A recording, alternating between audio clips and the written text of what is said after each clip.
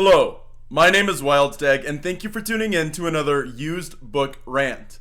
Today I'm going to be going back to the Dungeons and Dragons line of novellas that I discussed a couple weeks ago, and I will be discussing and ranting about this book, The Oath of Nerull. Now, this is published under the pseudonym author's name of T.H. Lane. As I discussed last time, there were several authors that wrote in this line, and I'm going to be discussing this one, and for the most part skipping this one, The Living Dead, because I don't really see much worth in The Living Dead. The iconic character here is the iconic monk of 3rd edition, Ember, and she is one of those characters that the artists, like I said last time, the artists were making a push to use ethnically ambiguous, or even as much as they could, non-European white looking characters, and Ember is one of those characters that is very distinctly not white and is not Asian looking either, or not necessarily stereotypically East Asian, maybe Southeast Asian or South Asian in appearance, but definitely not that stereotypical wuxia style Eastern Asian monk kind of character. This book also features a couple other iconics, but it does also feature one character that isn't an iconic. So Ember is introduced with an encounter where she and a dwarven cleric of Moradin are being attacked, and Ember believes that her sect is being attacked. And she defends herself, she wins, and she is clearly a proficient fighter. She is, as it's determined online, a level 3 monk. So the dwarf cleric is the non-iconic character in this story. Other two characters introduced that are iconic characters in D&D are the iconic sorcerer and one of the iconic wizards, the illusionist Nebin. So the sorcerer is Hennet, and he is portrayed as a level 4 sorcerer. You can roughly identify that through the narrative, and that's one of the things I love about Oath of Nerull. As I mentioned in the last one, most of the spells, most of the abilities are in line with the characters that you can play in 3rd edition D&D. For example, one of the ways they show the kind of rules in this book is one that the monk character can use Stunning Fist multiple times per day. In fact, she uses it, I think, 2 or 3 times in the course of one day, which is another indicator of her level. She has to be at least level 2 if she can use it more than once per day.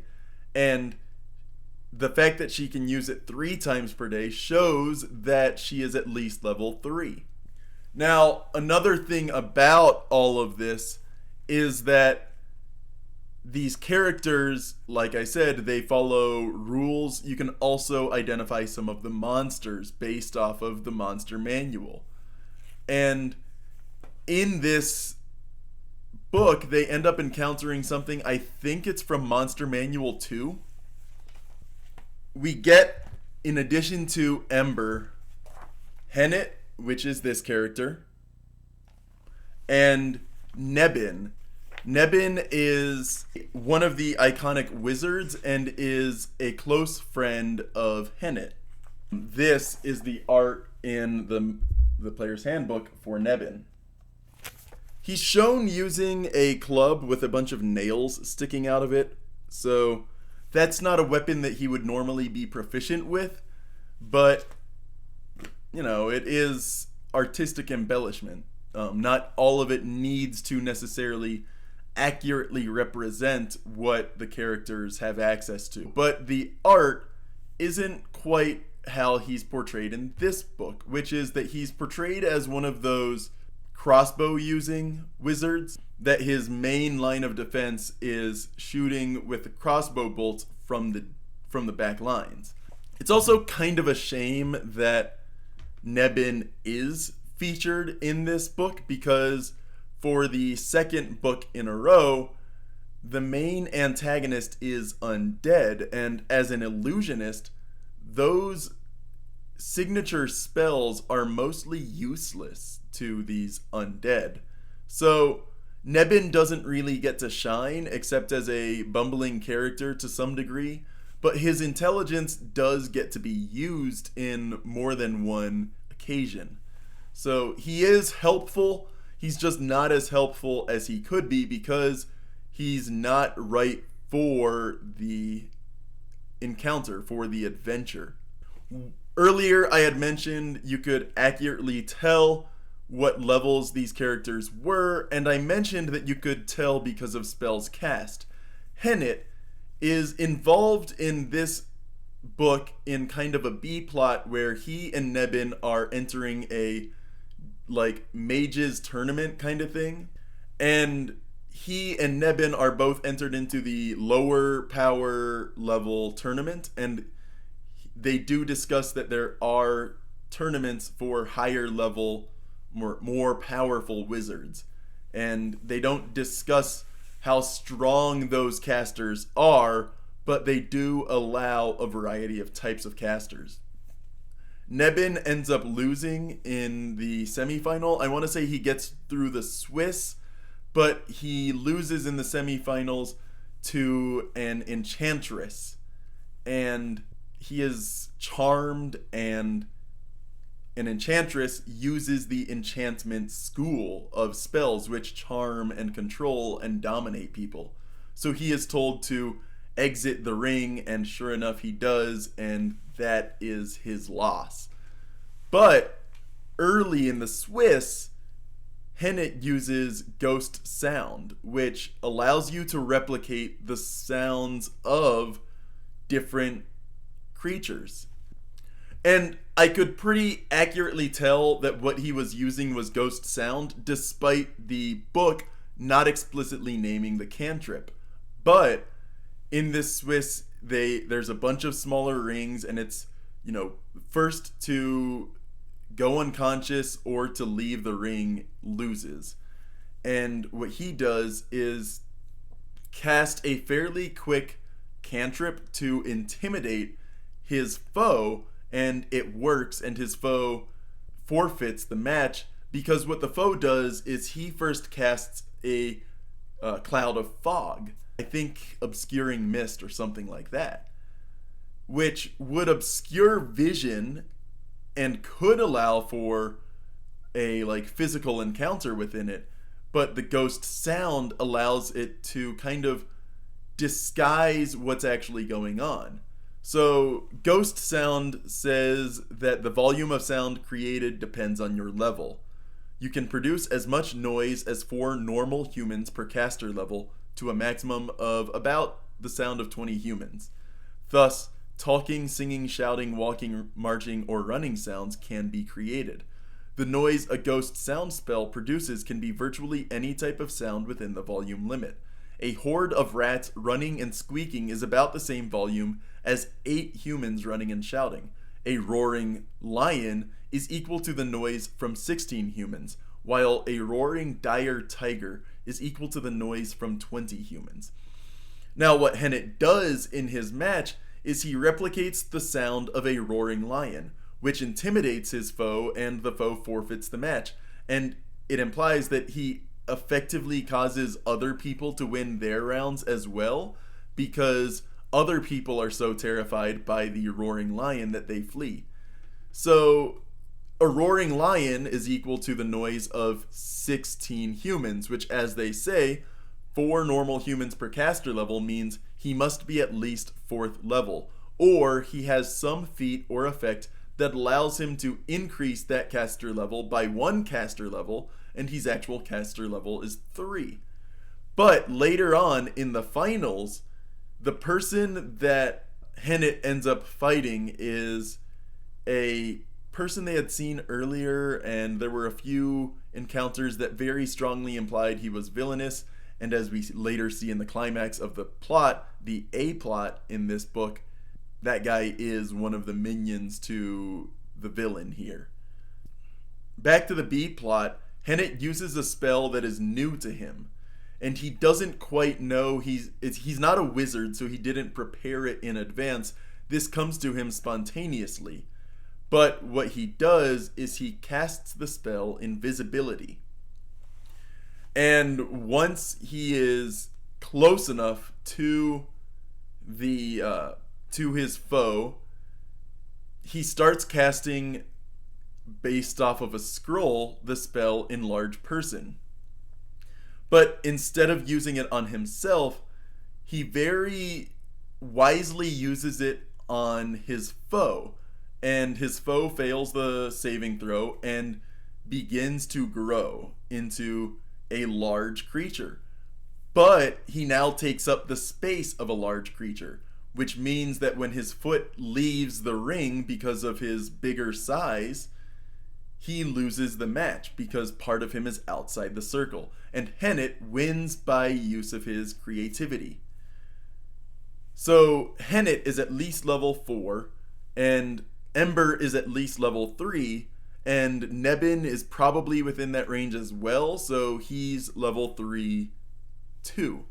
So you suspect that the cleric is probably similar power, and so it's 3 level 3 characters and 1 level 4 character going on this A plot. And the A plot is really fascinating because what it does is it actually follows the standard guidelines for encounter creation, which is that there are multiple encounters per day. Most of the encounters are in the hard range, though there is one that is straight up deadly, but it's a deadly encounter that they have a way of avoiding, which would still give them experience for it. And in this case, they had taken an item off of a dead body that they shouldn't have, and this creature claims that the item is its and was stolen from it, and when they give up that item, it leaves. And so it had been terrorizing them with its abilities, but they are able to get away and prevent a combat encounter, which is in itself a solution that would net them experience. And when you add up all the enemies that are in this book in all the various encounters, including that deadly encounter that they avoid, they would have enough experience for the level 3 characters to hit level 4 and for Hennet to almost reach level 5, which is just amazing to me that the writer of this book, Oath of Nerull, really gets encounter design right. It feels, just like with the first book, The Savage Caves, like an actual adventure put to text so that you are reading someone's actual table adventure. It's fascinatingly written, and I wish more D&D books were published in a similar way, that they aren't just dramatizations, but actual like potential adventures someone could run, that you can draw from this book the encounters in it and produce an on-level adventure module for players. So that's one of the things I really love about this book. I don't remember how much I paid for it, but I think it was about $3 each. This book was just really great. I loved it, and I think that one of these days I'll do an actual rant about The Living Dead. This is book 2 in the series, whereas Oath of Nerull is book 3. But The Living Dead has a lot of problems that I want to address separate to the other books' rants, because it really doesn't fit the vibe that the rest of those books are going for. So I think if it had been published in a different order, it would have worked. If it had been published with characters higher level, it would have worked. But The Living Dead is one that I will have to tackle at a separate time. The Oath of Nerull is book 3 of this series and is really well done. The characters are all level 3 or 4, and like I said, the encounters in the book lead up to a full adventure that would make sense for characters of that level. And that's just really cool to me.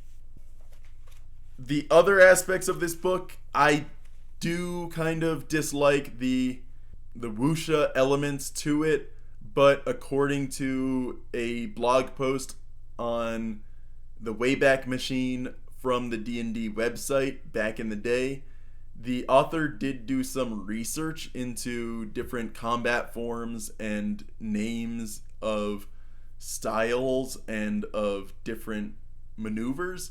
So perhaps that wuxia stuff is actually reasonable and valid. I just don't think it fits well with the rest of the vibe that the setting is going for. And I think a lot of players and people in general have that opinion of monks, which is why in the 5th edition 2024 Player's Handbook, a lot of those wuxia style elements were removed from the monk.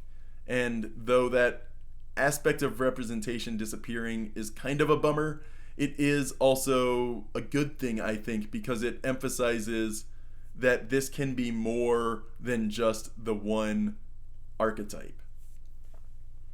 So this book is really good. I loved it, and I think if you like Dungeons and Dragons and want quick novellas to read, these books, this series is fantastic, and Oath of Nerull is a very fun one to read.